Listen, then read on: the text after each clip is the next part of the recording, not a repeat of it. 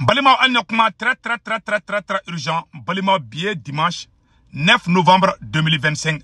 Aywa ko jatike wale mogo be kata chinois ka équipement de kama chinois munu be kana investissement ke Mali kono ou be kata chinois ka mobile ou be kotol de attaquer bi ou be kata chinois ka installation chinois ka barake minaw jatike wale mogo wulembe o de kama bi Malion mena kala bela jelen kalame o wakati kele fana tuguni ou be kata ki woro préparer amena kala bela jelen kalame ou be fe ka investisseur berla boli oluka Mali bla nu oluka minaw attaquer sando donc olu bena Mali bla anga jaga kuma lamɛ u ye attaque baden de kɛ a bɛɛ kɛra Bamako kɛrɛfɛlaw de la fana la u ye Bamako kɛrɛfɛlaw u ye attaque bɛɛ kɛ Bamako kɛrɛfɛlaw de la awa n ye karibiran ko mɛn ko Segukaw Mali région mɔgɔw bɛ k'a fɔ ko citerne bɛ bɛ ka na Bamako de kɔnɔ k'u ka taa ni citerne ye dɔ ka taa Segu dɔ ka taga dugu wɛrɛw la ko Kayi fana ko pénurie bɛ ka commencer ka na Kayi o wagati kelen an ka CNT ko Fuseni wala ko Fuseni Watara n'ale be baara kɛ CNT la ale le ko jatikɛ wale mɔgɔ minnu bɛ ka embuscade da Mali sɔrɔsiw ɲa ko o jatikɛ wale mɔgɔw ko Faransi ni Amérique de b'olu kɔfɛ mɔgɔ min ye kuma in fɔ o ye Jawara ye voilà Fuseni Watara photo filɛ nin le vice-président de la commission de défense du CNT a photo filɛ nin Fuseni Jawara ale de bɔra k'a fɔ ko embuscade ko tubabuw de bɛ ko ka jatikɛ wale mɔgɔw dɛmɛ an ye information dumanba dɔ fana sɔrɔ ko Mali sɔrɔsiw ye an ka kan min n'an kun y'a perdu Tombouctou ko Sumbi ko Mali armée ye kan in récupérer an b'a fɔ ko bravo à l'armée malienne an y'o information sɔrɔ ko an ka cɛdenw wulila k'u taara ka taa kan libéré ka bɔ jatigɛ wale mɔgɔw bolo vraiment an b'a fɔ ko chapeau u kana ɲinɛ Farabugu fana kɔ han u k'u jɛ ka taa Farabugu fana kan minɛ donc vraiment an ye nin information de sɔrɔ an bɛna kuma kan maliyɛnw koba dɔ de kɛra a sɛbɛnnen filɛ an bɛna kalan attaque coordonnée des terreaux contre les installations chinoises non loin de Bamako. Donc, quand les terreaux ont mené des attaques à Muntugula, il y a eu d'autres attaques simultanées contre les unités appartenant à des ressortissants chinois. La première attaque a visé des équipements dont les camions utilisés pour la production de gravier. À Muntugula, aux environs de 22 heures, la seconde s'est produite à Monzou, localité située à une trentaine de kilomètres de Baguineda, où des matériels a également été incendiés. Donc, pour le moment, on ne connaît pas les bilans. Donc, les attaques de terreau, voilà, la montée des attaques de terreau cible les intérêts étrangers dans la région. Donc, Oubeka ni kesan, oubeka chinois ka mobili camion ba munu beka ka ngasra ugla. Chinois ka matériel FFB, jatika wale mogobe ki ngashi chinois de makolu olu kele sisan. Nebe ka sra oro kele ni ngasan. O yoro jumengi. Nebe ka sra oro kele ndoro ni ngasisan. O yoro jumengi. Naman koloshi. Chinois beka taka munu nga foro mine. Asimi go takele meka chinois munu bla kata mogo ka foro mine. Ku sanu nyini. Nama koloshi.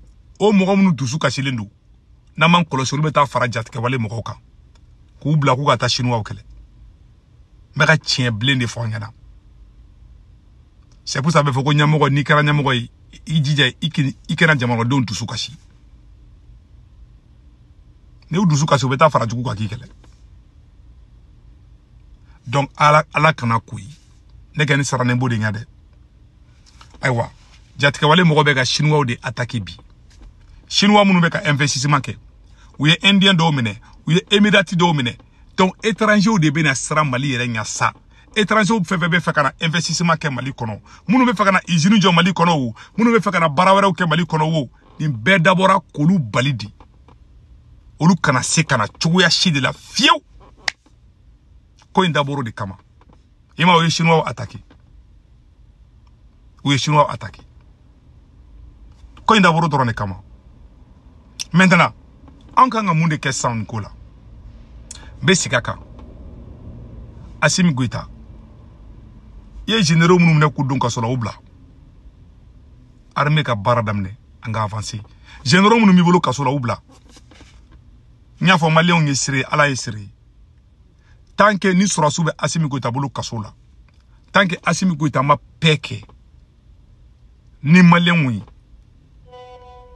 ni alcorane ci a te solution sur ko ina hala 50% ta soro na soro ka fumo ko tunya mo den ta tofle mega kuma fo mo ko chamante dala tambe ka avancer di jatke wale mo nunu be kanani renfort de dongo da ambe susino law anyende ke 2012 fanye Kidali perdi anyende ke 2012 fanye Tombouctou perdi anyende ke 2012 fanye Gao perdi jatke wale mo taranga raison sabamine o manga lison dans ma halibi o ma kelon de wulembe bi avec force awa ou de mêler de fanadou ou de mêler nous.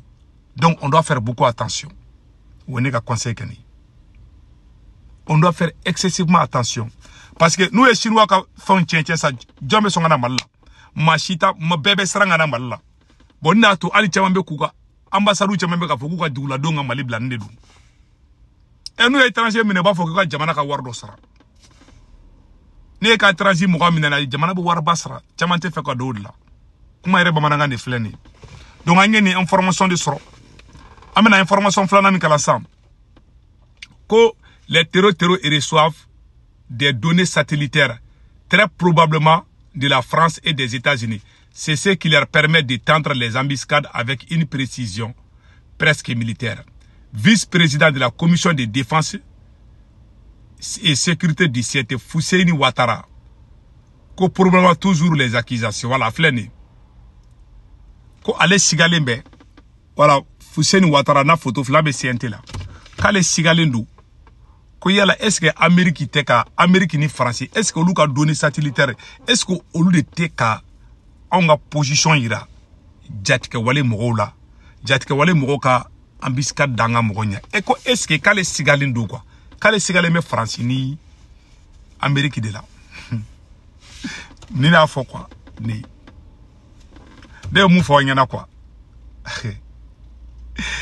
ay kuma mu fo quoi ay kuma mu fo abina fo ni wulu yo wonchi sugu fiat c'est-à-dire que wulu ga wonchi te sugu fiat jo bali quoi kuma inta to amena ni ko in libéré c'est là kuma na ambeka sigin kuma koro de kan quoi ni kuma in fla na fa fo itala wallahi ate fo bo chie songola an ale kan ga bonne proposition de an kan ga munde ke sisa ibe nyabe chamana kule la réseau ka ou te ka solution di ne ka vidéo remarqué ne be solution di kuma be ne ba simi keita critique ne ba simi critiquer mais ne be solution di munde kan malima kuma be ne ba ke chama be o te solution di chama sigilembe numa foko che surundo de ka fotido toujours ba foko mogoro de be kaninka ona abina fasala mogo be ka e faka bu e faka sojini e ka nga munde ke san e ka nga jide e ka nga shio fajila ka tasuma fagadi suna ifaka bugu be jeni o wakati kele ebe kijo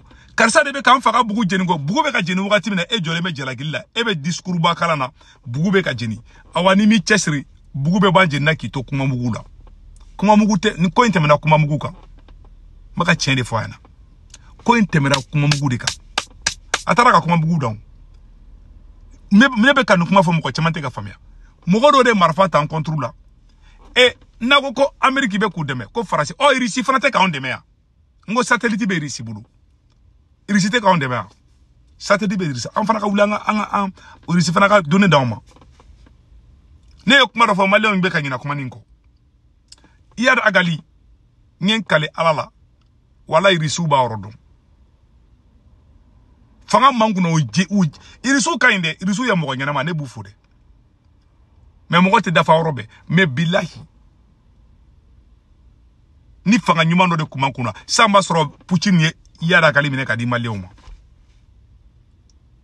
parce que président manguna ta fantala voilà la réalité auni alache français 5e puissance militaire français fraka yada kali localiser ou ka satellite ni fona ka yi kuma be irisima Poutine be yada kali yoro don très bien ata ro yoro la de kuy parce que président manguna jelente kuma ba mananga ni fleta en tout cas ambe do de kanga jamana yi anye information mi sisan anga bo accusation ba nun kono ti sa karsa no do karsa no tew anga wuli anga nga munde ke sisan be malien be de kanga ma solution de ka sisan anga nga munde ke rapidement wala sa mali bisika kisi nin ko yima o da nga solution yi donc an bɔra ɲo de fɔ ɲɛna ala ka hɛrɛ kɛ maliyɛn den bɛɛ lajɛlen ye maliyɛn minnu bɛ Faransi Italie Espagne Angleterre Amérique Canada n'aw bɛ fɛ ka wari ci aw bɛ Sendwave application télécharger n'a ye Sendwave application télécharger aw bɛ ne ka kɔrɔ promo don urgent dɔrɔn 10 € bɛ na o y'a yɛrɛ ta ye